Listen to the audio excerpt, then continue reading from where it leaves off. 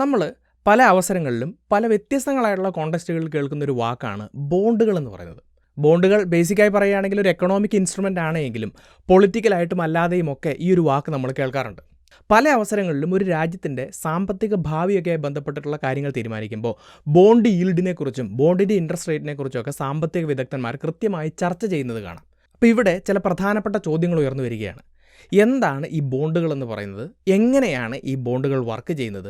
മാത്രമല്ല ഒരു രാജ്യത്തിൻ്റെ എക്കണോമിയൊക്കെ ബന്ധപ്പെട്ടിട്ട് ഈ ബോണ്ടുകൾ എങ്ങനെയാണ് ഇത്രത്തോളം സ്വാധീനം ചെലുത്തുന്നത്?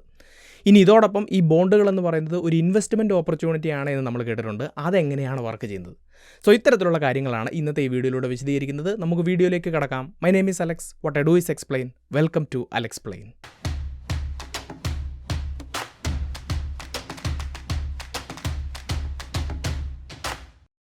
അപ്പോൾ ആദ്യം തന്നെ ഏറ്റവും സിമ്പിളായിട്ട് ഈ ബോണ്ടുകൾ എന്താണെന്ന് മനസ്സിലാക്കാൻ വേണ്ടി ശ്രമിക്കാം. ഇപ്പോൾ ഒരു ഗവൺമെൻറ്റിനെയൊക്കെ സംബന്ധിച്ചിടത്തോളം എല്ലാ വർഷവും അവരവരുടെ ബജറ്റ് മുന്നോട്ട് വെക്കാറുണ്ട്. എന്തൊക്കെ കാര്യങ്ങളാണ് അവർ ചെയ്യുന്നത്, അതിനുള്ള പണം എവിടെ നിന്ന് കണ്ടെത്തും, ഇങ്ങനെയുള്ള കാര്യങ്ങളാണ് ബജറ്റിൽ പറയുന്നത്. അപ്പോൾ ലോകത്തെ ഭൂരിഭാഗം രാജ്യങ്ങൾ നോക്കുകയാണെങ്കിൽ അവരുടെ ബജറ്റുകളെല്ലാം ഒരു ഡെഫിസിറ്റ് ബജറ്റാണ്, കമ്മി ബജറ്റാണെന്ന് നമുക്ക് കാണാം. കാരണം പണം കൂടുതൽ അവർക്ക് പുറത്തു നിന്ന് കണ്ടെത്തേണ്ടതായിട്ട് വരുന്നുണ്ട്. അപ്പോൾ ഗവൺമെൻറ്റുകൾ എവിടെ നിന്നാണ് ഈ പണം കടമെടുക്കുന്നത്? അവർക്ക് ബാങ്കുകളിൽ നിന്ന് കടമെടുക്കാം. പക്ഷേ അവിടെ ഒരു പ്രശ്നമുണ്ട്. ഗവൺമെൻറ്റുകളുടെ കടമെന്ന് പറയുന്നത് ലക്ഷം കോടി രൂപയൊക്കെയാണ്. ഇതെല്ലാം ഒരു ബാങ്കിൽ നിന്ന് എടുക്കാൻ വേണ്ടി സാധിക്കില്ല.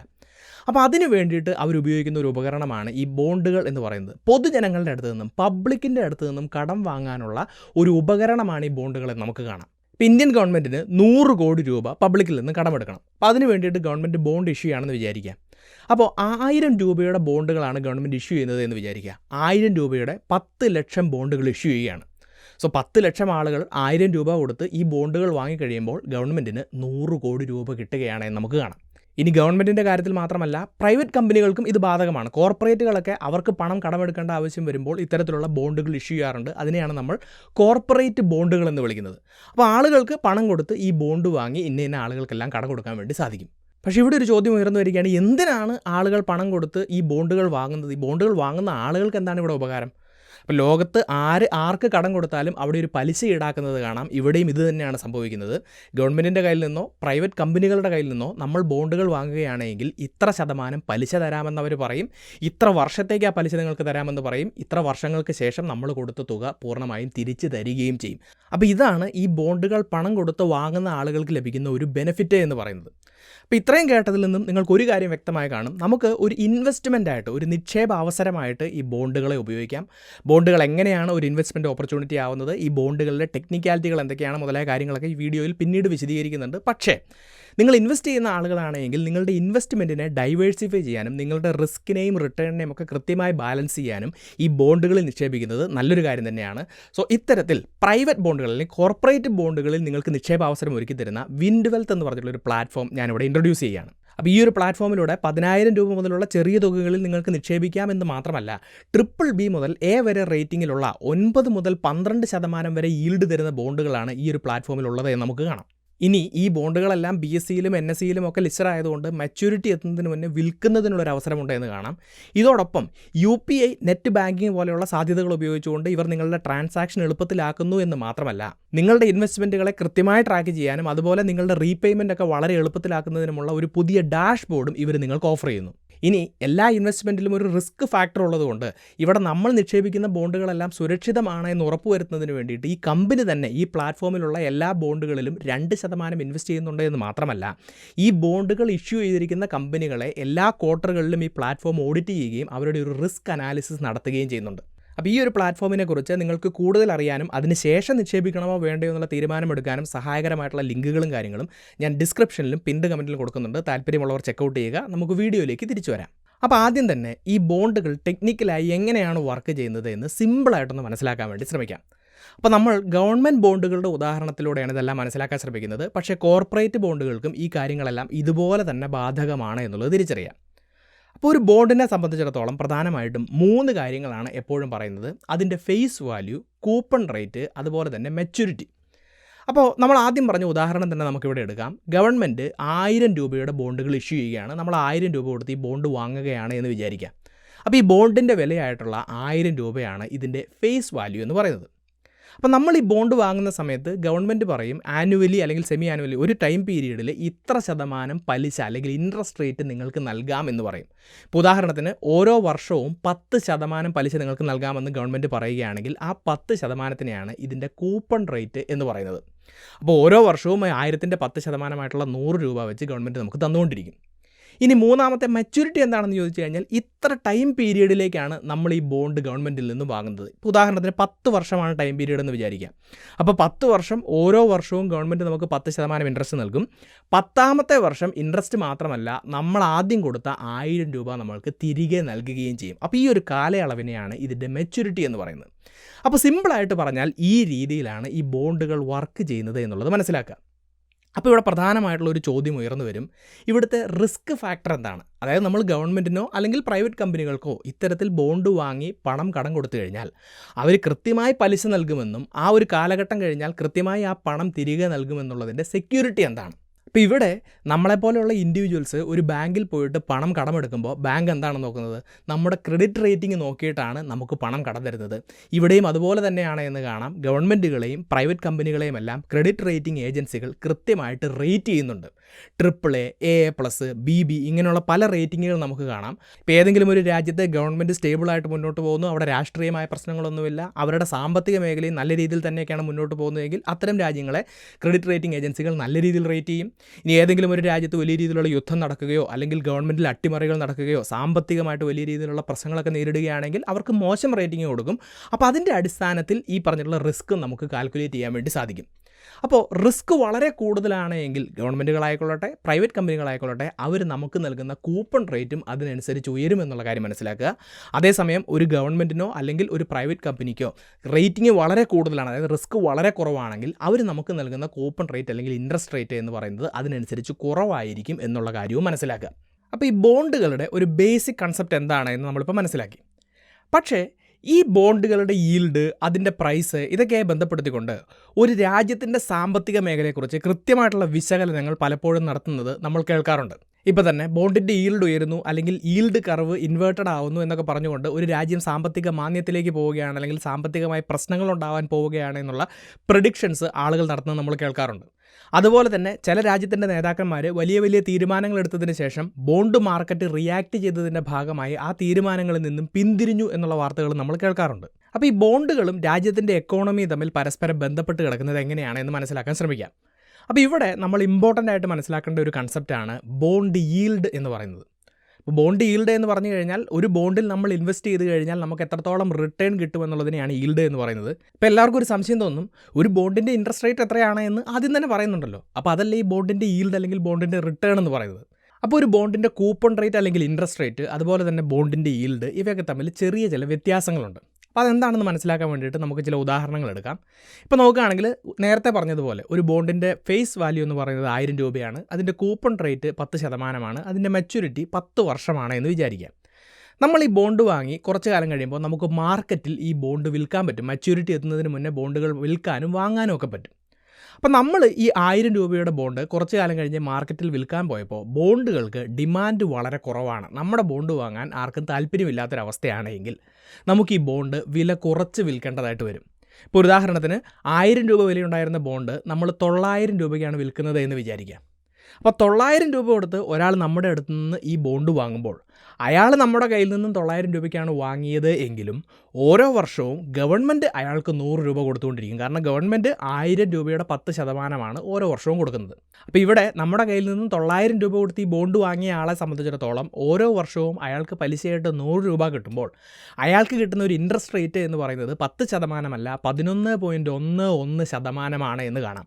അപ്പോൾ അയാളെ സംബന്ധിച്ചിടത്തോളം ഈ ബോണ്ടിൻ്റെ ഈൽഡ് ഉയരുകയാണ് എന്ന് നമുക്ക് പറയാൻ സാധിക്കും. ഇവിടം കൊണ്ട് അവസാനിക്കുന്നില്ല. ഈ ബോണ്ടിൻ്റെ മെച്യൂരിറ്റി കാലാവധി അവസാനിച്ച് കഴിയുമ്പോൾ ഗവൺമെൻറ്റിൻ്റെ കയ്യിൽ നിന്നും അയാൾക്ക് 1000 രൂപ തിരികെ കിട്ടുകയും ചെയ്യും. അപ്പോൾ അയാളെ സംബന്ധിച്ചിടത്തോളം ഈ ബോണ്ടിൻ്റെ ഒരു എഫക്റ്റീവ് ഈൽഡ് എന്ന് പറയുന്നത് 10%-ത്തേക്കാൾ ഒരുപാട് മുകളിലാണ് എന്ന് നമുക്ക് കാണാൻ കഴിയും.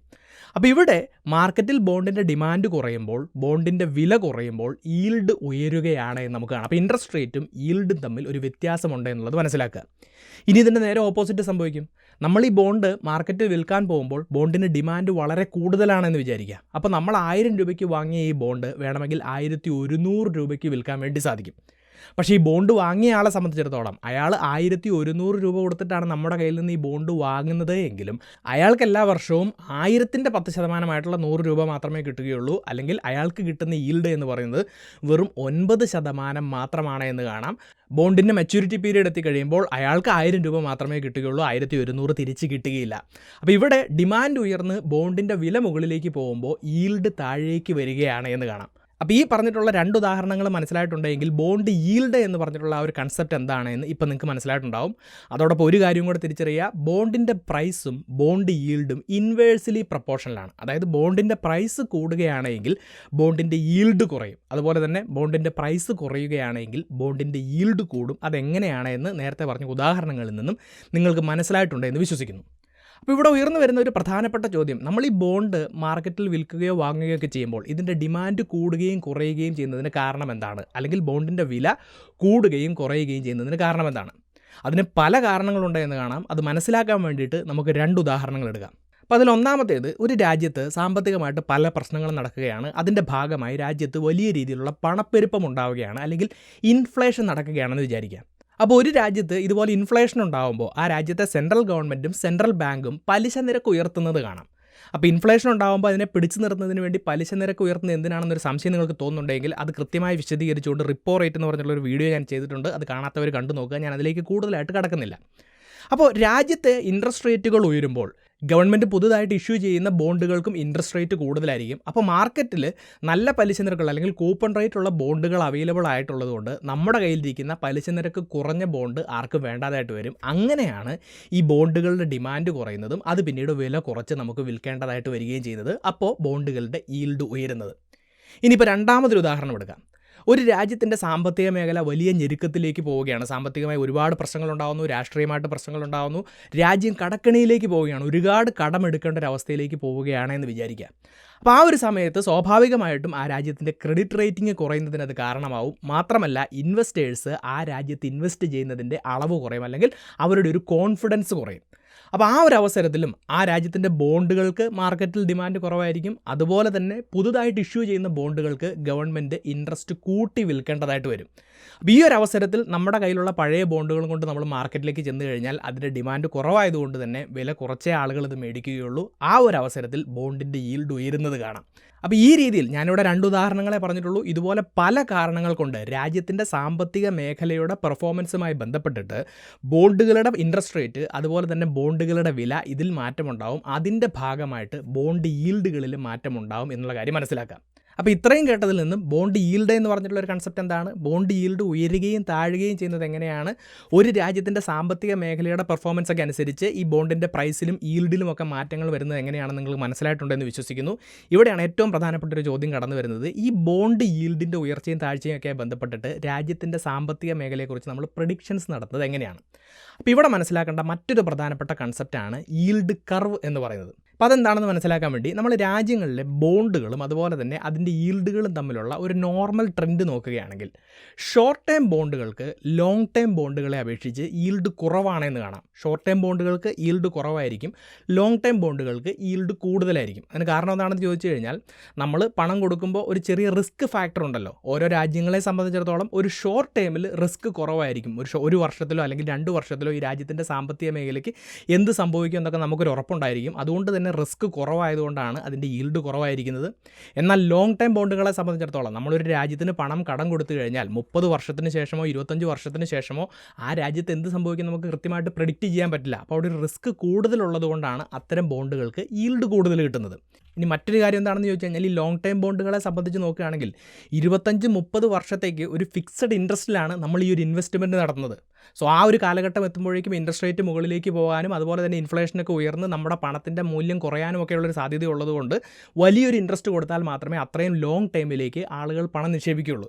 അപ്പോൾ ഇങ്ങനെ പല ഫാക്ടറുകൾ ഉള്ളതുകൊണ്ട് ഷോർട്ട് ടൈം ബോണ്ടുകളെ സംബന്ധിച്ചിടത്തോളം ലോങ് ടൈം ബോണ്ടുകൾക്ക് ഇൻട്രസ്റ്റ് റേറ്റ് കൂടുതലായിരിക്കും. അതായത് ഈ പറഞ്ഞ കാര്യത്തെ നമ്മളൊന്ന് ഗ്രാഫിക്കലായിട്ട് റെപ്രസെൻറ്റ് ചെയ്ത് കഴിഞ്ഞാൽ, അതായത് ഒരു ഗ്രാഫിൻ്റെ എക്സ് ആക്സിസിൽ മെച്യൂരിറ്റി പീരീഡും അതുപോലെ തന്നെ വൈ ആക്സിസിൽ ബോണ്ടിൻ്റെ ഈൽഡും നമ്മൾ റെപ്രസെൻറ്റ് ചെയ്ത് കഴിഞ്ഞാൽ ഇപ്പോൾ സ്ക്രീനിൽ കൊടുത്തിരിക്കുന്ന രീതിയിലായിരിക്കും എപ്പോഴും നമുക്ക് കിട്ടുന്നത്. അതിനെയാണ് നമ്മൾ, അല്ലെങ്കിൽ ഈ ഒരു ഷേപ്പിനെയാണ് നമ്മൾ ഈൽഡ് കർവ് എന്ന് പറയുന്നത്. ഈ ഒരു ഷേപ്പാണ് ഒരു നോർമൽ ഈൽഡ് കർവ് എന്ന് പറയുന്നത്. പക്ഷേ ഞാൻ നേരത്തെ പറഞ്ഞ സാഹചര്യങ്ങളിലൂടെ ഒരു രാജ്യത്തിൻ്റെ സാമ്പത്തിക സ്ഥിതി മോശമാവുന്നു, രാജ്യം കടക്കെണിയിലേക്ക് പോകുന്നു, രാജ്യം വലിയൊരു ഇൻഫ്ലേഷനെ നേരിടുന്നു, അല്ലെങ്കിൽ റിസഷനിലേക്ക് പോകുന്നു.